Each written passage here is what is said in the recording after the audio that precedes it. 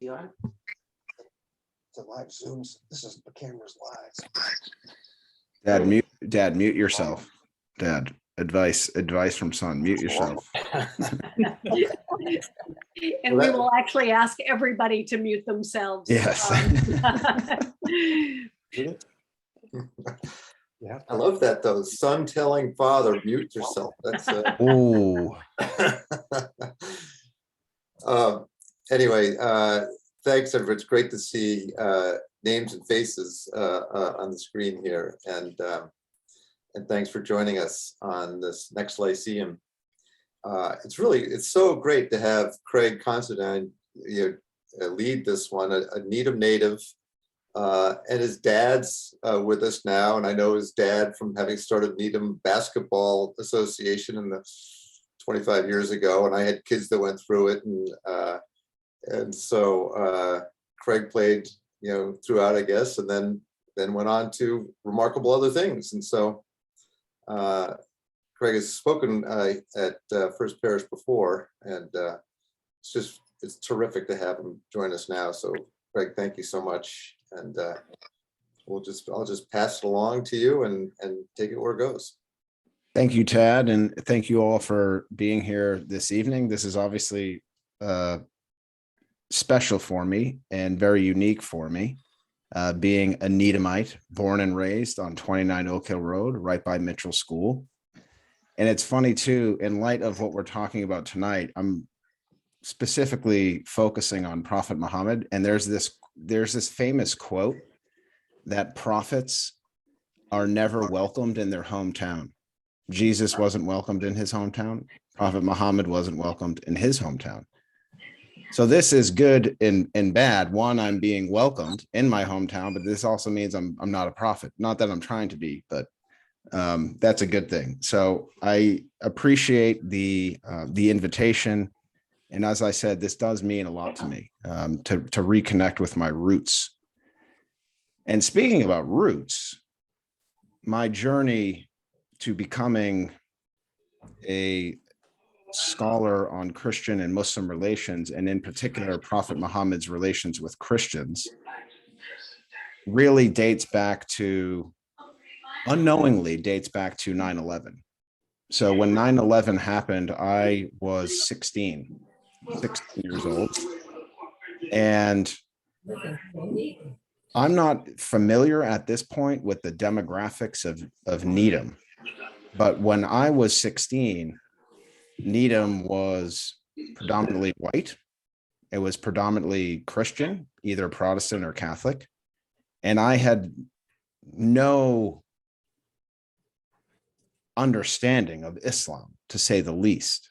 So went to Catholic school, St. Sebastian's. That's where I was kind of reared in faith. There was nothing kind of interfaith. There was no necessary interfaith angles about that education. But when I look back at the public school as well, like I don't really remember talking about Islam and really world religions. I mean, I'm sure we did, but it didn't stick out. So it wasn't very, let's say, intense. So when 9/11 happened, there was very little context to really understand reality and truth about the Islamic faith and about Muslims. The closest mosque or masjid to Needham is actually, if you look at it miles wise, it's in Roxbury. There's also one in Wayland, the Islamic Center of Boston in Wayland, which is where I actually carried out field work during my PhD. And my father actually visited that mosque with me during one event. There was maybe one or two Muslims in my graduating class from Needham High. I graduated in 2003. So if you can imagine someone like me, 16 years old, without any context to understand not only what happened, but what was being fed to us via the media. So if you remember, after 9/11, immediately, within days, weeks, and months, we started seeing these narratives being developed. Islam being conflated with terrorism, Al-Qaeda being a product of Prophet Muhammad's vision. You had issues like the Taliban, the oppression of women, jihad, violent acts of terrorism. There was no context to make sense of these things. And while I don't think I was necessarily an Islamophobe, someone who held antagonistic beliefs or views towards Islam or Muslims, like I fell into the trap that many Americans fall into, which is basically taking the bait of certain narratives that are sensational. Like they focus on the fringe. Whoops. So when it came time to go to college, I was actually a basketball player at Needham High, all-star basketball player, went to Eastern Connecticut State University, Division III, hoping to play in Europe because I was pretty small and I was like, I'm not going to make the NBA. And when I was there at Eastern Connecticut in Willimantic, Connecticut, I had a professor named James Cobbledick, Professor Cobbledick. And he was mixed up in the Foreign Service during the Vietnam War. And when he was lecturing me, he was doing so during the invasion of Iraq in 2003. And when I got to college, something happened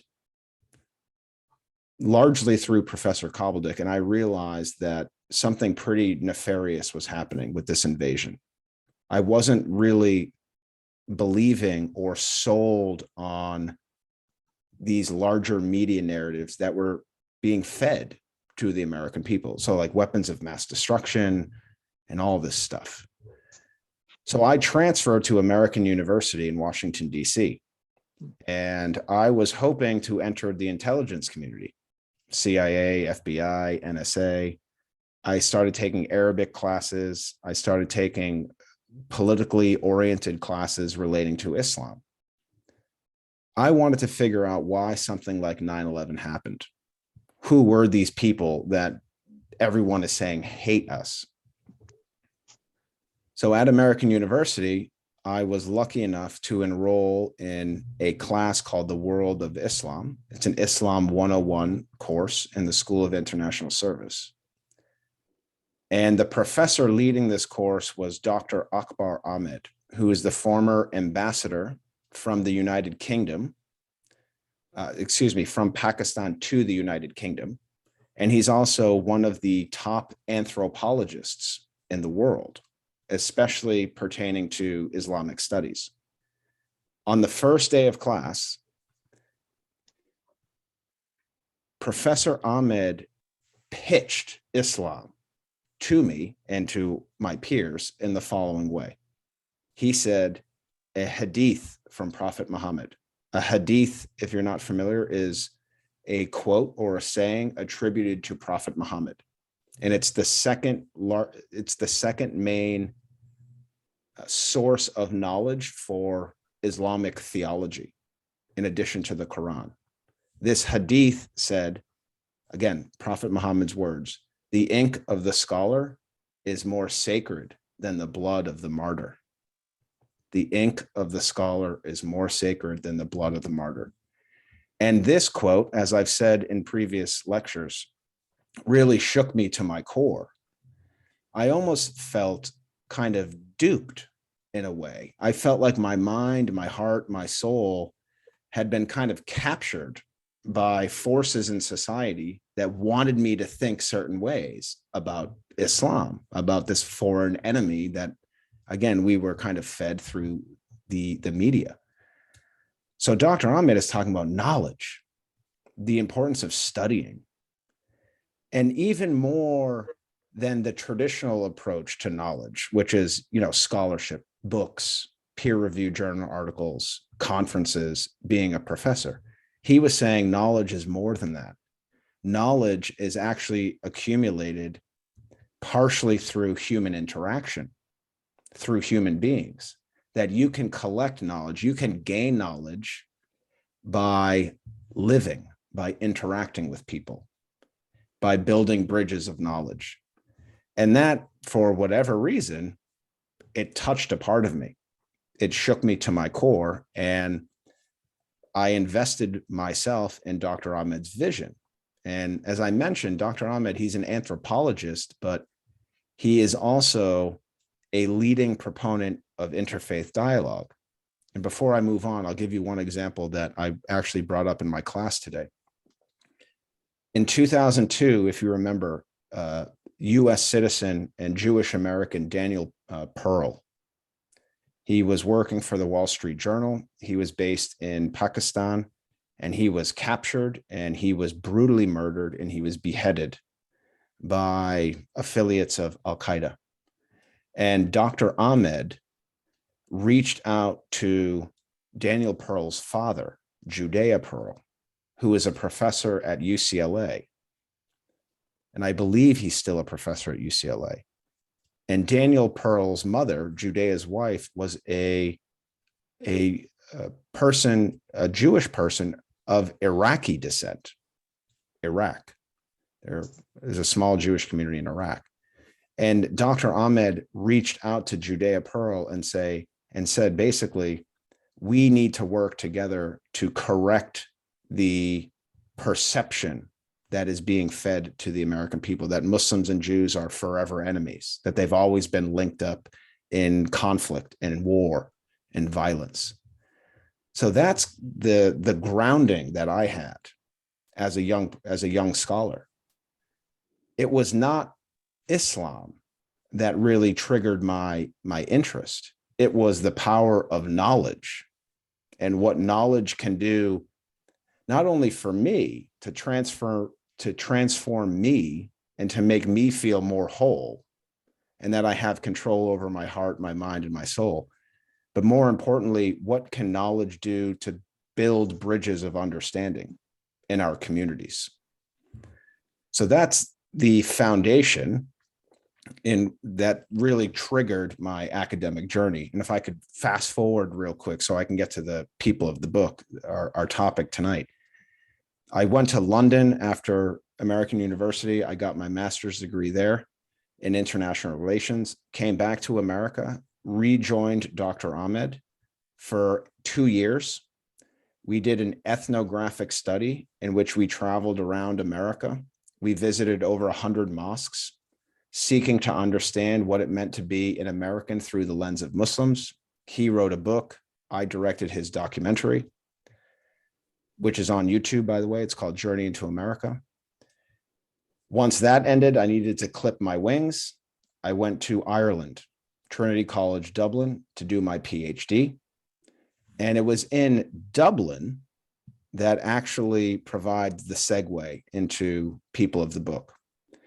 It's around 2013, and I came across a book by my good friend and esteemed scholar, John Andrew Morrow. So John is from the outskirts of Toronto, got his PhD at the University of Toronto. He's a Métis Native American. He's also a convert to Islam, converted when he was a young man. And he published this book, The Covenant of the Prophet Muhammad, the Covenants of the Prophet Muhammad with the Christians of the world. And this book provided me with a new avenue to Christian and Muslim relations in Islamic studies. Because prior to this book, I had not really focused too much on Prophet Muhammad. I was kind of more focused on bringing civilizations together, finding common ground between civilizations. When I read John's book, I realized that Muhammad's encounters with Christians provide me and us with another avenue to build bridges of understanding. Fast forward a couple of years later, I'm at Rice, 2016, Rice University in Houston, Texas. I published a paper, Religious Pluralism and Civic National Rights in a Muslim Nation, Prophet Muhammad's Covenants with Christians. That then led to a book that was published in 2000, The Humanity of Muhammad, A Christian View. And then the latest book, which I'm about to start talking about here, People of the Book, Prophet Muhammad's Encounters with Christians. So let's dive into some theory here. And this theory will provide a foundation for the specific stories that I'm going to provide. And these stories relate to Prophet Muhammad's encounters with Christians. So the theory that I want to play with here really starts in 1993 with Samuel Huntington.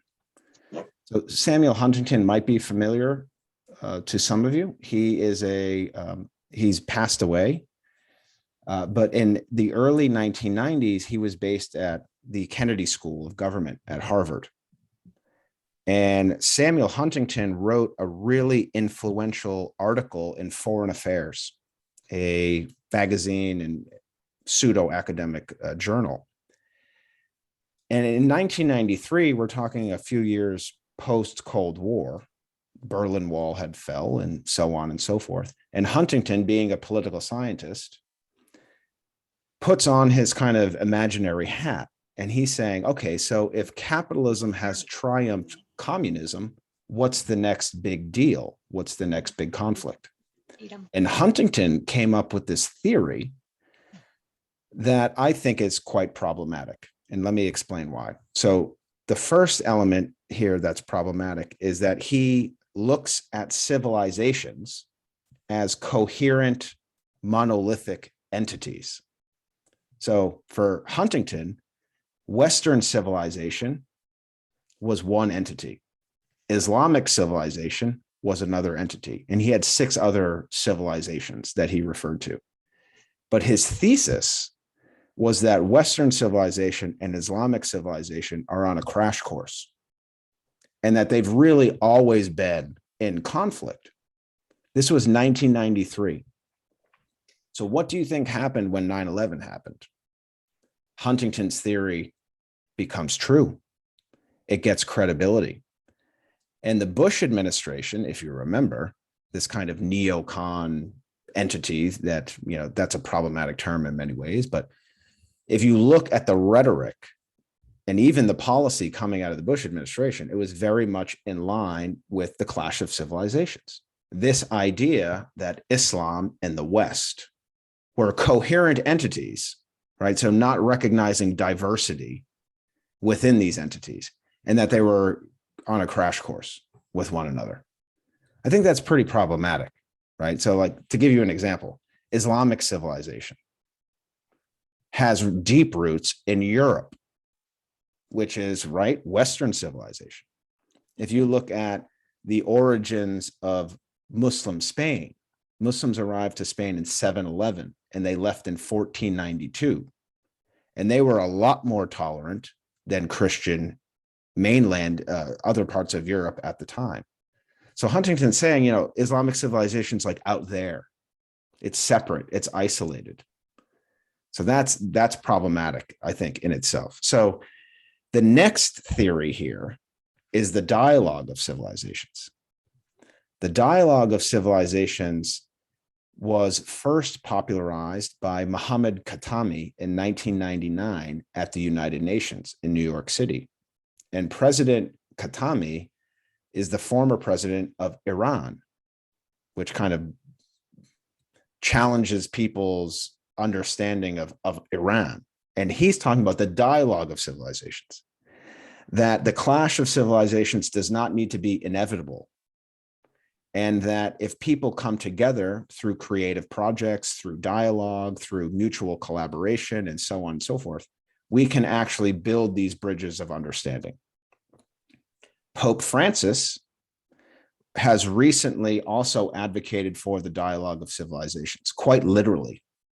And he's entered into multiple, let's refer to them as pacts, with Al-Azhar University, which is the preeminent Sunni academic university in the world in Cairo, Egypt, and also UAE.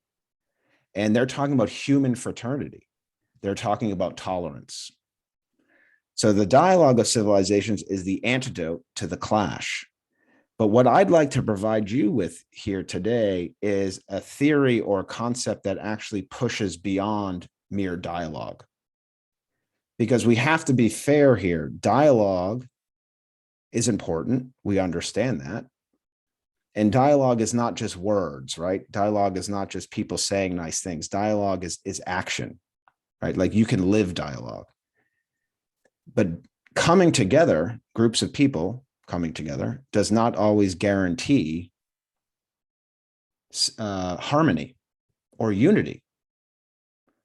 So the synthesis of civilizations is a theory and concept that I am focusing on at the moment in my own work, and I'm going to bring up as I dive into people of the book. So synthesis of civilizations.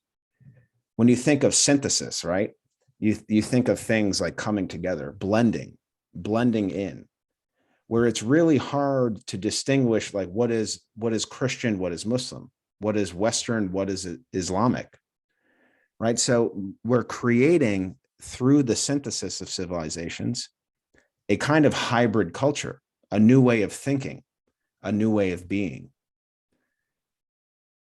So that's some theory to play around with. Now let's dive into Prophet Muhammad's encounters with Christians. Now, Prophet Muhammad, I think, is one of the most misunderstood and also mistreated historical world figures in history, and especially in the United States. And this is, again, a fallout of the post 9/11 narratives that we see of Islam being associated with terrorism and violence. But if you actually go back into his life, which I do in this book, there are a plethora of examples that not only promote the dialogue of civilizations, but also push us into thinking more about the synthesis of civilizations. So let's go through his life real quick. And I have some concepts here, some sociological concepts. I'm a sociologist by training that I want to leave you with. The first one is this issue of, I refer to it as cross-cultural navigation. Cross-cultural navigation. And a cross-cultural navigator is someone who is able to successfully, freely, and skillfully move themselves around different cultural groups, different religious groups, basically different experiences, right? So like they have the cultural literacy, they have the religious literacy to fit in, to connect with people. And Muhammad's cross-cultural navigation has deep roots in his family. His father and grandfather were merchants. They directed trading caravans. They were based in Mecca, modern-day Saudi Arabia. If you look at a map, so Muhammad was born in 570. If you look at a map of the Arabian Peninsula in the Holy Land and Northeast Africa, and also kind of Mesopotamia in the year 570, you'll realize that this was a pretty multicultural, multi-religious region of the world. Muhammad's father and grandfather, they were trading in Petra, Jordan, Gaza, Jerusalem, Damascus, and even, as I write in the book, Abyssinia in modern-day Ethiopia. Abyssinia, Gaza, Petra, Jerusalem, and Damascus, and Busra. Do you know who these or what religion these cities were ultimately guided by? Christianity, the Byzantine Empire, right? Which moved from Rome to modern day Istanbul or Constantinople in the 320s. So Muhammad's ancestors had experiences trading, interacting with Christians. And certainly you would imagine these kind of familial links are carried over to Muhammad's life.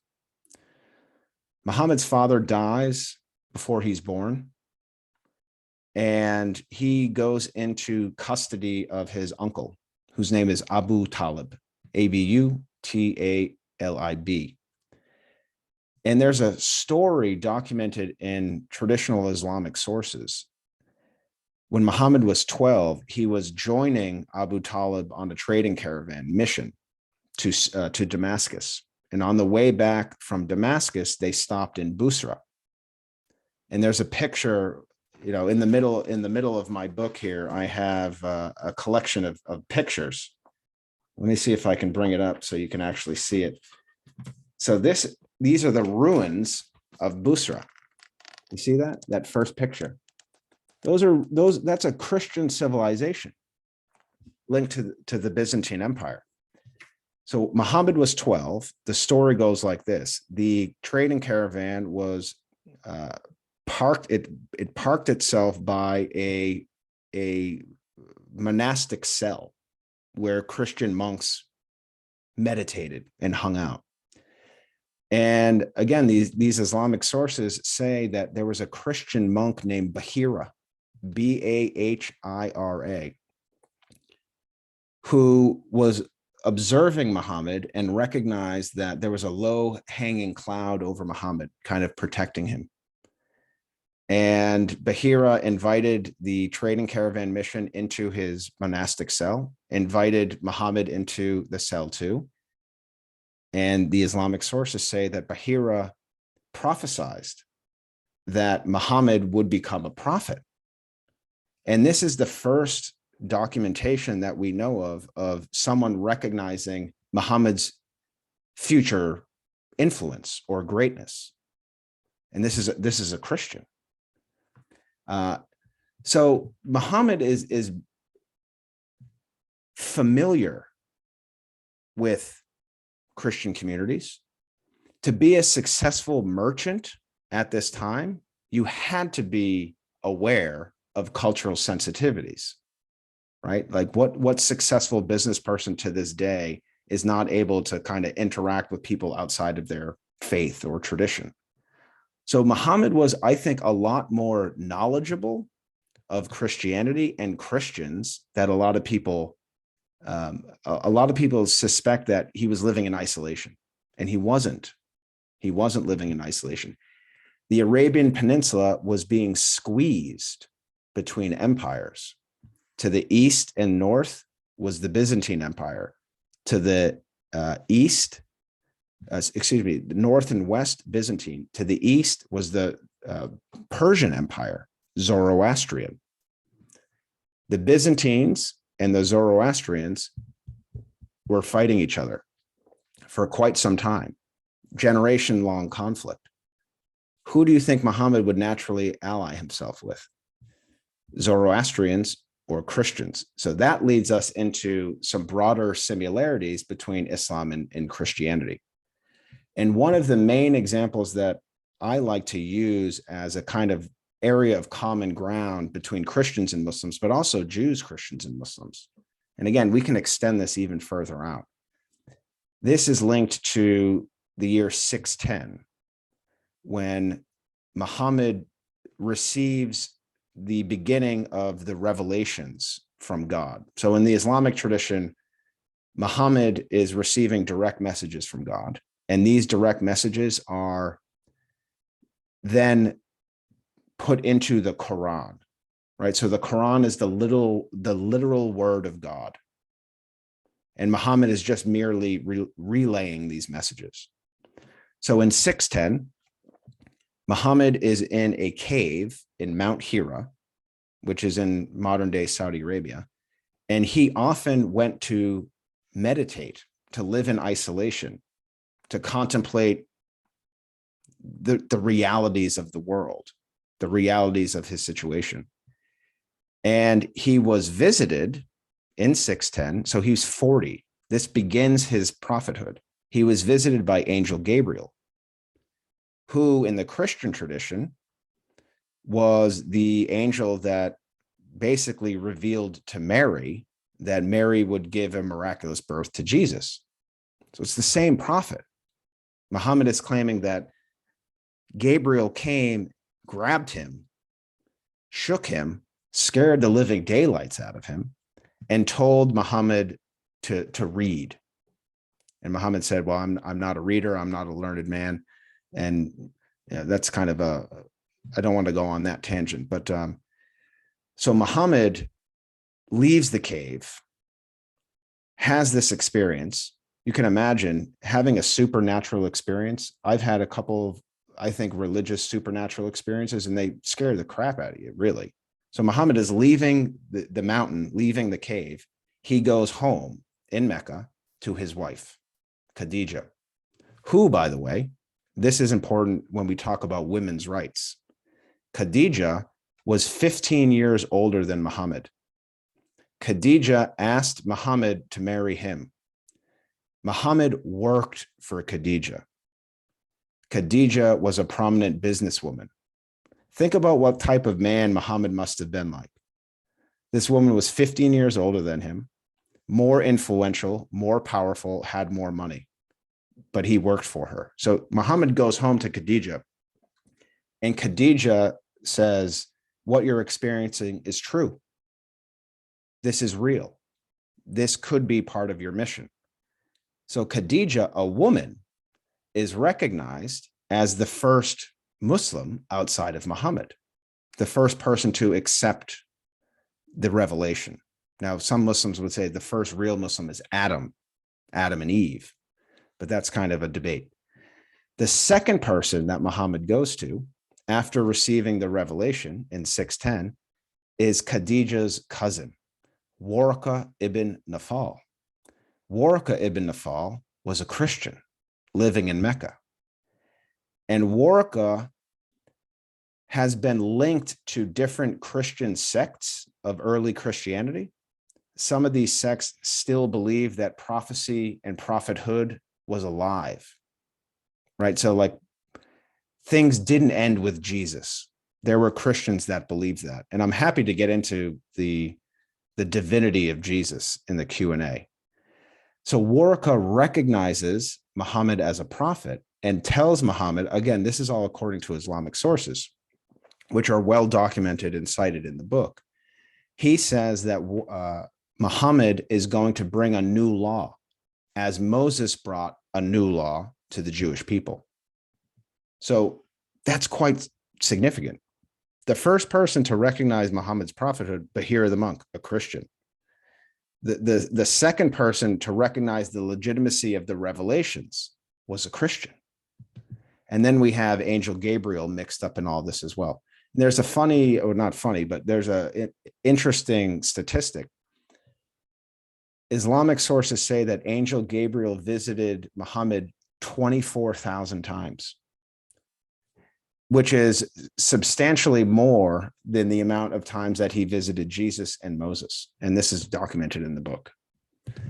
Okay, so let's move now to more of the political stuff here. So we had this concept of cross-cultural navigation. We had this Abrahamic tradition kind of link with the revelations in 610. But I want to turn to the concept of allyship, which is something that is increasingly popular, especially among the youth. And I'm sure some of you are familiar with this concept of allyship. It's essentially privileged groups assisting groups that are less privileged and that need help, right? So basic understanding or definition of an ally, right? Someone who is there to support you. So in the year 615, Muhammad's community was being viciously persecuted in Mecca by his own tribe, the Quraysh. And the Quraysh were pagans. They were pagans, right? So they were not Muslim, they were not Christian, they were not Jewish.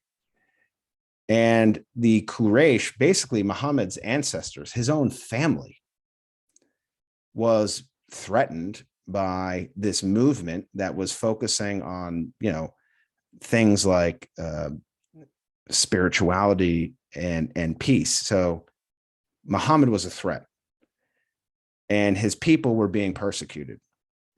Muhammad was fearful that his community in Mecca would not persist. So what does Muhammad do? Muhammad sends a group of Muslims, monotheists, in 615 to the Christian kingdom of Abyssinia, modern day Ethiopia. And the Christian kingdom of Abyssinia has a long history in the Horn of Africa, around that area. And according to my research, we were dealing with Trinitarians, right? So they were adherents to the Council of Nicaea in 325. So think about this now. Muhammad is saying, a group of people, you need to go. You need to go to Abyssinia, cross the desert of Saudi Arabia, go to the Red Sea, get on a boat, leave everything behind, leave your family, your homes, your friends, everything behind, and just go to this foreign land where probably no one had ever been in their lives. So the Muslims arrive to Aksum, the capital of Abyssinia, of Christian Abyssinia. And again, I document this in detail. There's a whole chapter in the book on this. There are several very important examples that link us to allyship. The first one is King Ibn Abjar, the Christian king of Abyssinia, was interested in learning about the Muslims and their doctrine. And Muhammad's cousin Jafar is said to have read Surah Maryam. Surah is the Arabic term for chapter. And there's an entire chapter of the Quran named after Mary, Jesus's mother. And Jafar is reading elements of this surah to King Ibn Abjar. And King Ibn Abjar, according to the sources, a lot of this might be romanticized, but it's saying that he wept, and he wept until his scrolls were wet. His scrolls, kind of a scholarly scroll, and he was crying just at the reverence that the Quran had for Mary. If you look at the Quranic story of Jesus's birth and you compare it to the biblical story of Jesus's birth, it's the same. It's a miracle. It was guided by divine intervention. So allyship comes through the form of general interest in who people are, what your doctrine stands for. But the most important element of this allyship comes in the form of King Ibn Abjar defending the Muslims from persecution. The Quraysh, who I mentioned, Muhammad's own tribe, they were persecuting Muhammad. They followed the Muslims from Mecca to Aksum.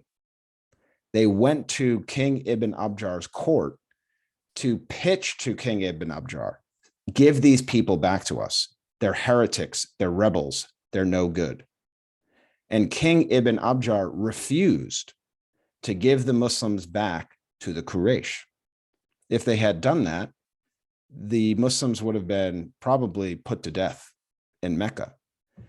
And I mentioned this direct quote, again, according to Ibn Ishaq, who's an early Islamic historian that documents much of what we know about Muhammad's life. He said to the Quraysh, "Not for a mountain of gold will I give these people up to you." And he said to the Muslims, he then turns to the Muslims and said, "You're safe. You're in my kingdom. Be safe." So that's quite important, right? At the worst point in the early Muslim community's existence, who was there to be their allies? Christians. Oh, those are true Christians. You know, none of these kind of fair weather people who will say good things in front of you, but like really not do anything for you. Okay, now let's two more concepts to get to. The next one is diplomacy, and I'll try to do this in 7 minutes so we can have some Q&A. Diplomacy. In the year 622, there was a revolutionary experiment that Prophet Muhammad initiated. 622 is the year of the second migration. The first migration was in Abyssinia. They left. They had to flee Mecca. The second migration in 622, all the Muslims leave Mecca and they go to Yathrib, which was later named Medina, which is a current city in Saudi Arabia, the second holiest city in the Islamic tradition. Muhammad was invited to Medina basically as a mediator, as a peacemaker, because the tribes of Yathrib, of Medina, had been in a generations-long conflict. And these tribes were Jewish and pagan. So Muhammad came with the objective of bringing peace, of solving this problem, because he was known as being trustworthy, as being fair, as being just. Out of this diplomatic endeavor, that's the term here we're focusing on, diplomacy. Muhammad creates the Constitution of Medina. And you can Google this, Constitution of Medina. There's an appendix in this book that outlines all of the articles of the Constitution of Medina. And it's an extraordinary document, especially when we talk about the synthesis of civilizations, not the clash, but the synthesis. Muhammad and the Jews and the pagans agree to the following broad principles. Everyone has freedom of religion, freedom of speech, freedom of conscience. What unites the members of Medina is not ethnicity or race or religion. It's political principles. It's human rights. And these are outlined in an official political document. When we create communities and senses of belonging around political rights, such as we have in the United States and such as Muhammad created in 622 with the Constitution of Medina, that allows the synthesis of civilizations. It allows this fluidity and this confluence and this convergence of people, because you're not demarcated and you're not divided by identities. You're united by political principles. Now, we can talk as well. Some of you may be familiar with how Muhammad engaged with the Jewish population of Medina. Things went sour. But as I talk about in the book, the reason why they went sour had nothing to do, in my opinion, and according to my research, with differences between Judaism and Islam. It had more to do with politics, with backstabbing. Okay, so quickly, let's go to hospitality. Clearly, hospitality is an element, it's antithetical to the clash of civilizations, and it's also quite relevant to the dialogue, and it enables the synthesis. So towards the end of Muhammad's life in 630, so at this point, he is 60 years old. He is emerging as a regional leader. So the Muslims are relatively successful, and he's the head of state. He's in many ways a revolutionary, and he's sending messages to all the political players in the region. And one of the diplomatic messages that he sends goes to the Christians of Najran. So Najran is currently located in southern Saudi Arabia, right on the border with Yemen. And Najran is also, like Aksum, one of these cities that has deep Christian roots that many people aren't familiar with. Muhammad invites the Christians of Najran to visit him in Medina, which is where his home base was. This is in 630. And the historical sources tell us that the Muslims and the Christians spent 3 days together in a diplomatic event, which is a really good sign. Don't underestimate that. 3 days together. It didn't end immediately. It didn't end after 1 day. They made it through 3 days. There's two really important elements of Muhammad's engagement with the Christians of Najran, which really captures, I think, not only the theme of hospitality, but really what Muhammad was envisioning for his civilization. The first example has to do with a debate over Christology, the nature of Jesus. Was Jesus human? Was he human and divine? Was he only divine? Who was he? And according to the Quran, and according to, again, Muhammad's revelations, Jesus is not divine. He's not the Son of God. He's a prophet, and he's the Messiah, right? So that's important. The Quran holds Jesus in high esteem, but he's not the Son of God. So the Christians of Najran and Muhammad and the Muslims agreed to disagree with the nature of Jesus, and they did so in a civil and cordial manner. which is obviously quintessential, right? We can't expect every group of people, all of us, to agree all the time on everything. But Muhammad made an effort to understand where people are coming from, to actually properly enter dialogue with them. The second part of this story, and I'll end with this, and I think this is truly remarkable, even for today's standards. On the third day, when the Christians of Najran asked Muhammad if they could leave his mosque, they were inside his mosque. They asked him if they could leave to go pray. And Muhammad says, "You're already in a house of God." And Muhammad allowed the Christians of Najran to pray inside Masjid al-Nabawi, which still exists. It's Prophet Muhammad's mosque in Medina. Now, the main lesson, I think, that Muhammad is sending here is that being hospitable to strangers, to foreigners, does not contradict, it does not have to contradict your faith. That being hospitable is actually an act of faith. It's part of being Muslim. That's what he was saying, that we're not losing anything by doing this. We're actually gaining a lot by doing it.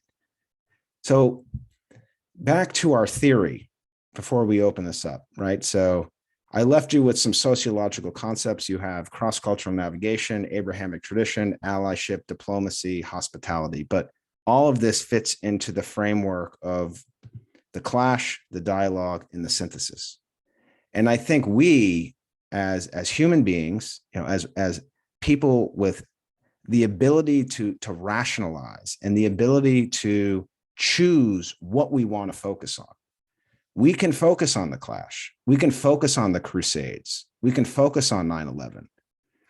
With the dialogue, we can focus about the importance of coming together and exchanging dialogue and being friendly towards one another. Or we can truly find ways of blending together, moving beyond superficial relationships with people and truly getting to know people, to make them feel whole, to make them feel like they belong.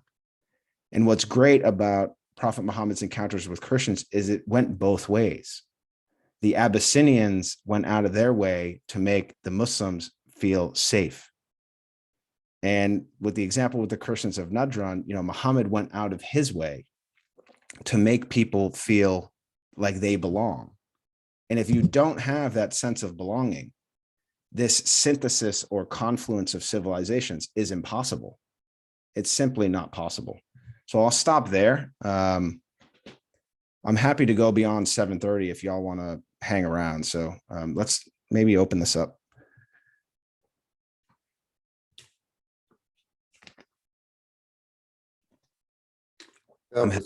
Question. Great. And Craig, I think what we could do is anyone could raise their hand or just speak up or put something in the chat if you have questions. Might be the easiest way to do it. But yeah, and like no question is like off limits. You know what I mean? Like we can take any question. It can be personal. It can be about the Constitution of Medina. It can be about anything. Nothing's off limits. So Craig, I'll start. The notion of synthesis to me brings with it maybe it's too close to the word syncretism, which is the sort of dissolving of differences in a way. And there must be some fine line between the synthesis and what Muhammad did with the Christians of Najran, which was he allowed them to be different and yet coexist. And so how do you find that nuance in between synthesis and still retaining your uniqueness? Good question. And I'm developing this too. My next book with Polity Press is really owning in on the synthesis. So let me be clear, like the synthesis of civilizations does not necessarily demand or entail the synthesis of theology. The synthesis of civilizations is more in the space of human interaction and community building. So we can have different theological principles, we can have different faiths, and we can have different beliefs, and we can recognize those differences and live with those differences. So the synthesis doesn't have to happen there. It's not like we're trying to create new religions.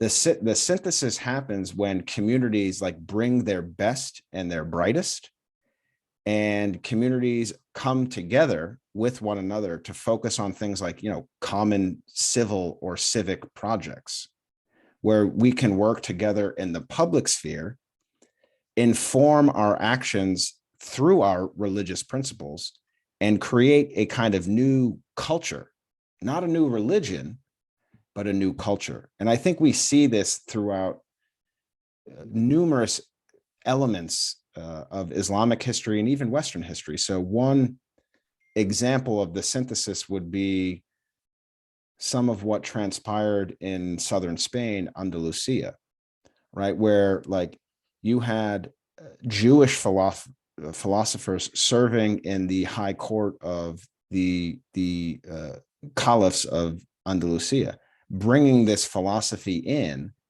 not necessarily to change Islam, but to change society, right? So I think it's important to recognize, and again, I'll make this clear in the book, Ted, like the synthesis is not about merging religions.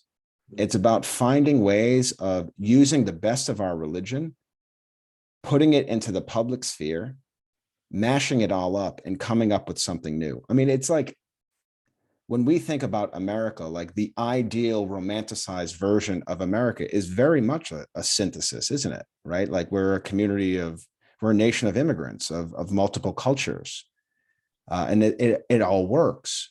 And it's all protected by legal rights, freedom of speech, freedom of religion, freedom of conscience. So the synthesis cannot exist and cannot develop without, I think, secularism, civic national principles, and human rights that I've mentioned: freedom of speech, freedom of religion, freedom of conscience, the right to own property, the right to assembly, the right to vote, democratic egalitarian principles. So some questions are accruing, Craig. Ramin, whose hands up, maybe is the next one I saw. Hi, Ramin. Thank you. Hi, Craig. First, I want to thank you for this really interesting presentation. I'd like to applaud you for focusing on the prophet, because in a sense, you're going to the source.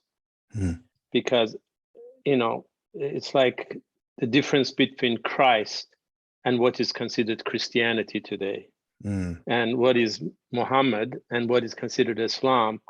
They are not so, doesn't really reflect the true understanding of who Muhammad was. You can't look at Islam today and say, this is what Muhammad said, or the same way you can look at Christianity and say, well, this is what really Christ taught and what Christ was. So I really applaud that. And I also applaud your effort in making understanding.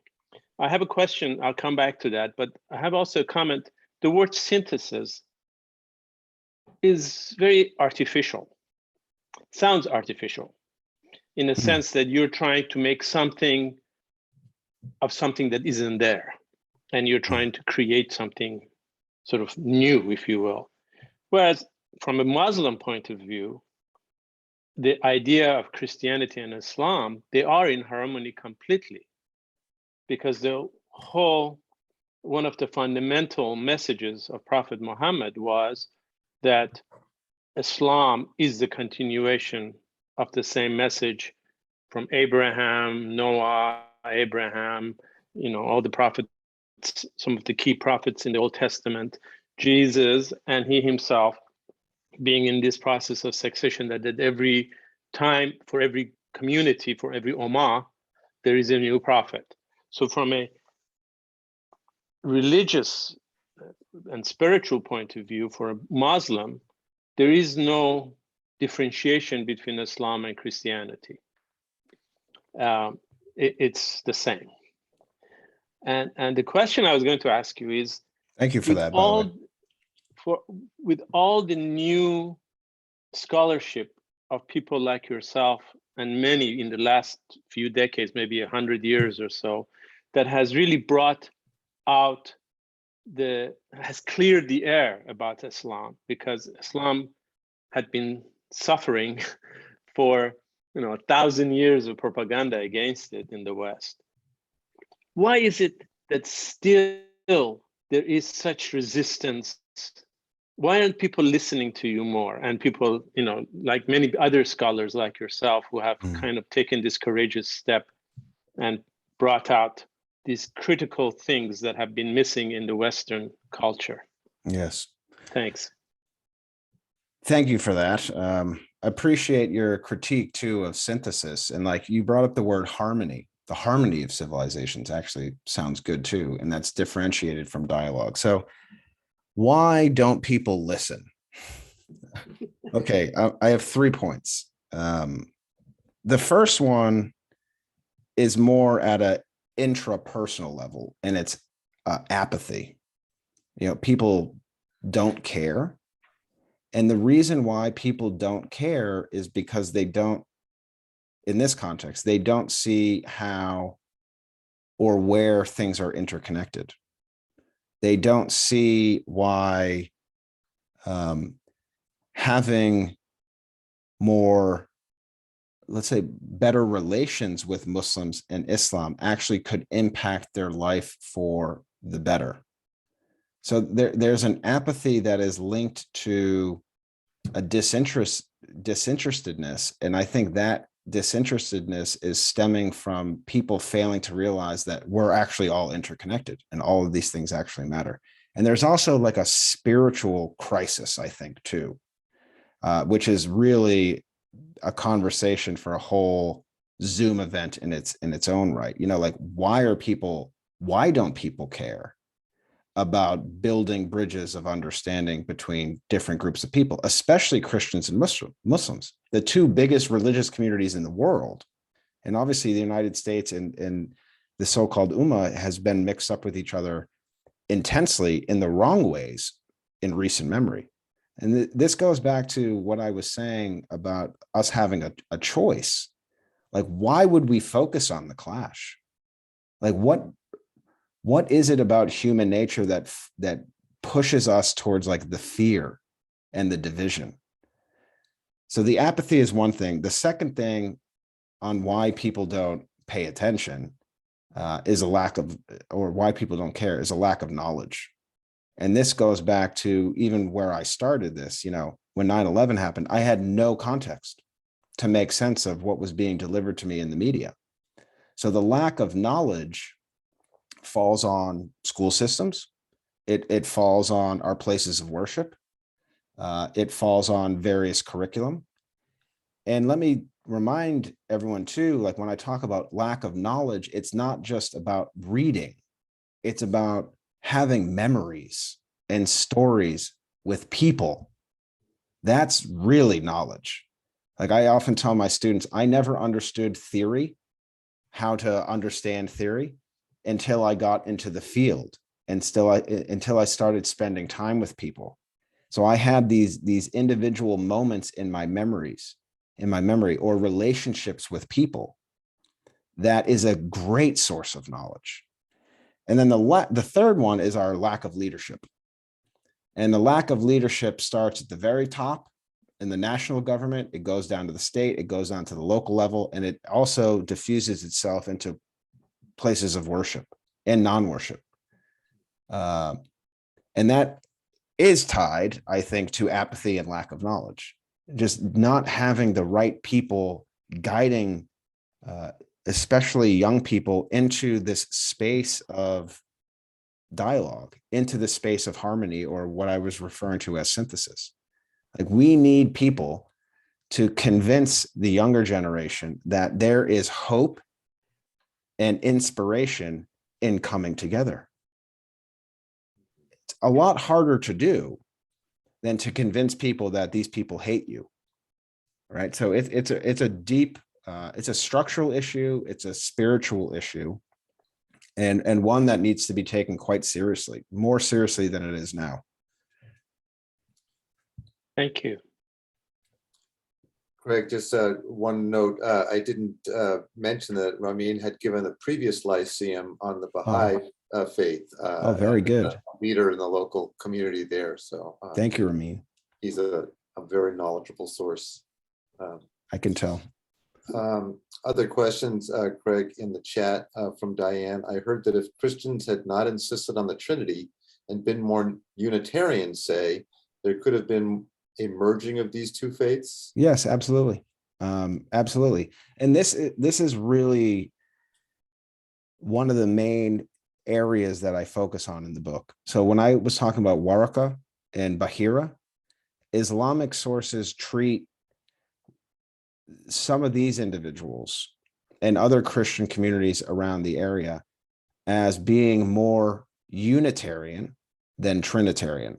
So 325 Council of Nicaea essentially puts the Trinity as official doctrine of the Christian faith.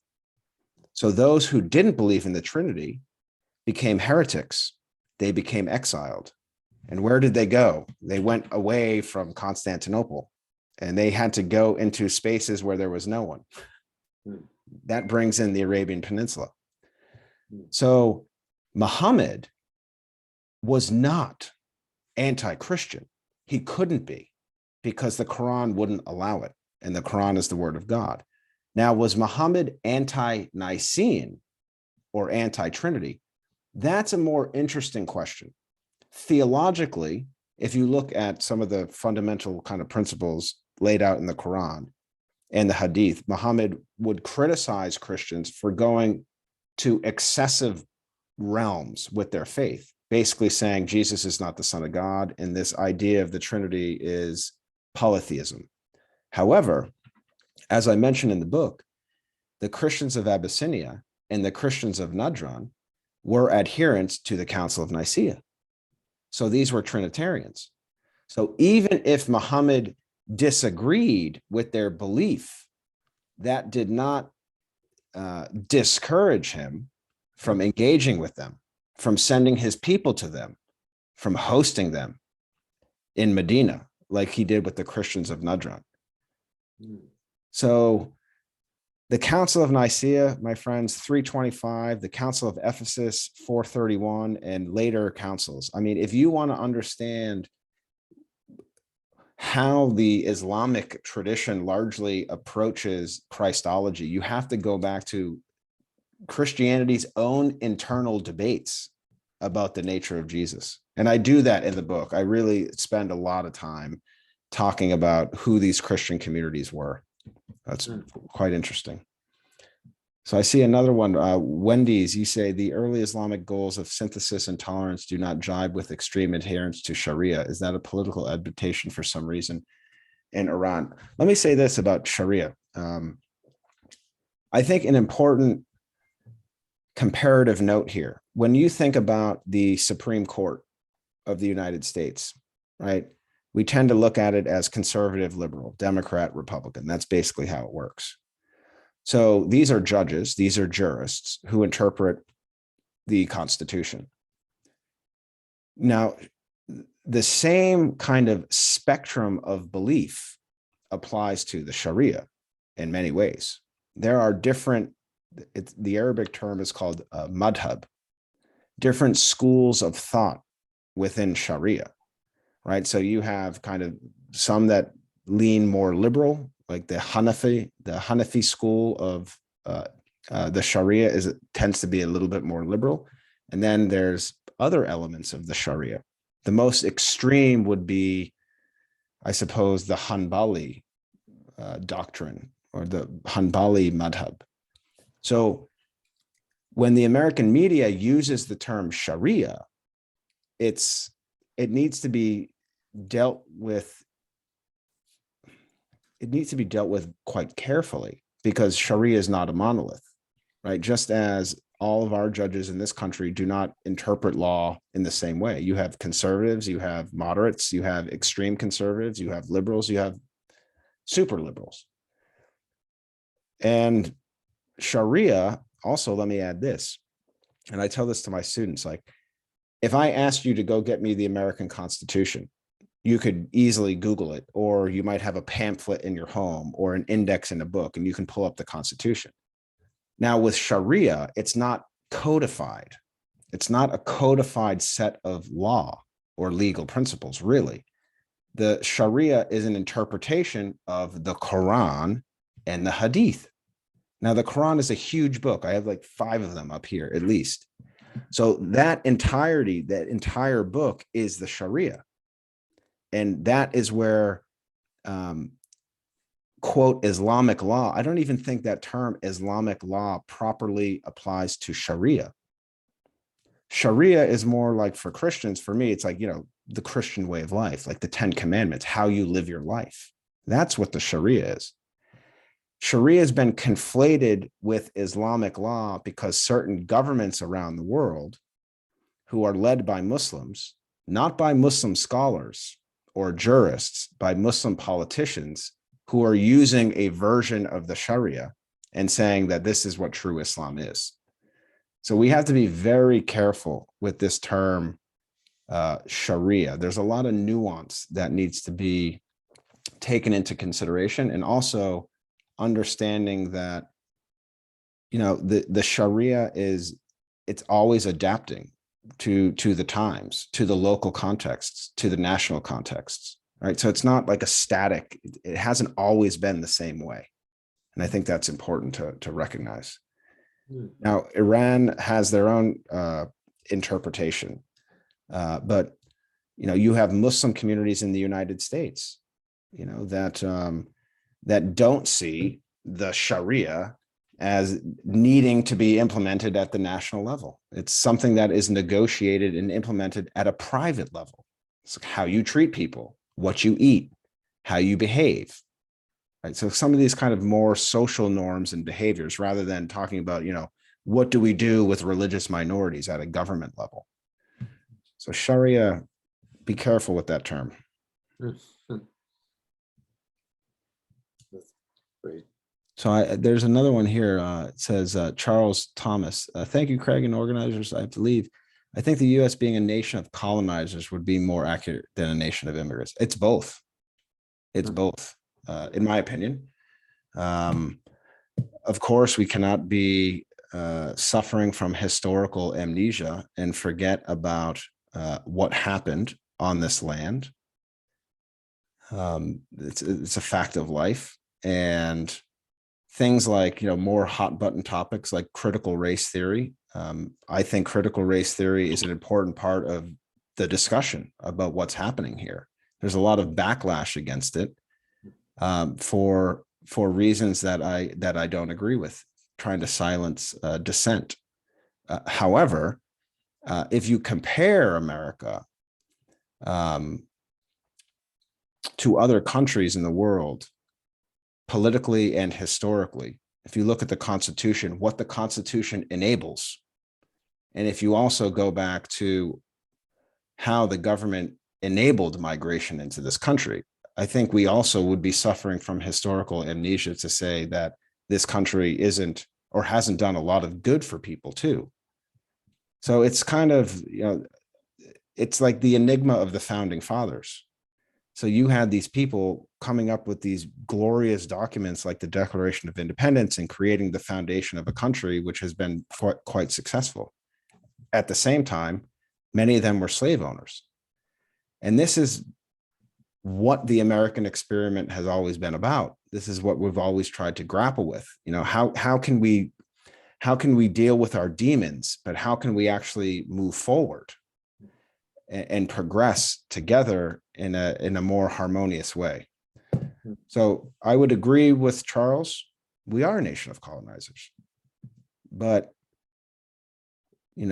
that's very clash of civilizations type mentality. There's also a little bit of dialogue or harmony of civilizations too. So. Thank you. This is Craig. This is amazing. This has been fantastic. I know we went longer, but yeah, I apologize. Which is fantastic. I think everyone hung in there with you, so which is Yes, great. That's thank good. you. That's Thank you good. Yeah. both. So just a last call for any other questions or insights or thoughts to share. I see Graves is, are you affiliated with a religion and why or why not? Yes, I am. Growing up, I was Catholic. In high school and college, I was basically an agnostic atheist. When I was living in Ireland, I went back to the faith that I was born with for largely personal reasons. And Catholicism provides me with a means, it provides me with direction. It provides me with an anchor that I believe brings me to the same kind of peak and entity that other people are also striving to get to as well. So when it comes to me personally, when I want to pray, when I want to engage in religious communal affairs, that's where I go. That's like my safe space. But I'm not triumphant with it. I'm not exclusive with it. And I certainly have my problems with Catholicism and the Catholic Church, but I would rather reform it from the inside than run away from it and leave it. Now, I just need to get in conversation with Pope Francis to have a constructive conversation on how we can move things even more forward. He's done a good job, though. I love Pope Francis. He's a good man. Thank you. Good night. Thank you. You know, I wish you could speak to some of our political leaders also and have, see if we could bring them together. I do. I mean, I guess I do dabble in the political sphere a little bit, but yeah, that's not really, I don't think that's my destiny. You know, I'm going to stick in my scholarly lane here and try to be not merely a peacekeeper, but be a peacemaker. You know, be a peacemaker. I think there's a big difference between those two terms. So that's what I'm doing. That's all I can do. But that's a tougher road, right? It's easier to pick out an enemy, to resist something, to say no to something, than to try to work the synthesis that you're after, or the harmony that you're after, which is a lot of work. So yes. Wish me luck. we all wish you well with that. So, and we would like to join you in that enterprise. So. Yes. Thank you. Yes. Thank you so much for coming tonight. We really appreciate it.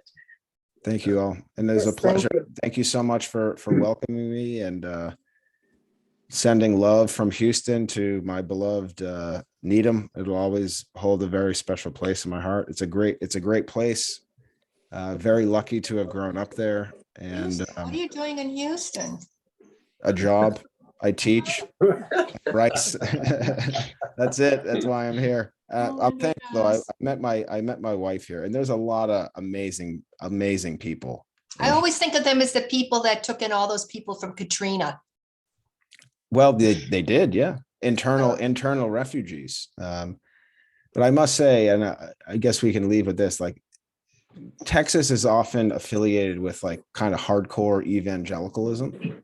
But I must say, I have met some extraordinary pastors, Baptist pastors, who are doing groundbreaking work in the realm of Christian-Muslim relations. So if you ever want to, if the Unitarian Universalist community in Needham ever wants to connect with someone who a lot of people would think is like a bigot, I can give you some really awesome people. So I'm happy to, let's stay in touch, like all of us, you know, like, I mean, this is family. Needham is family to me. And hopefully at some point in the future, we can do something in person and I can visit your space and just keep building the good vibes and the relationship. Fantastic. Craig, thank you so much. Okay. Thank you all. And thank you everybody Thank for you. coming tonight. Good night, everyone. Thank you. Thank you. Take Craig. care. Bye-bye. Thank you. Thank you.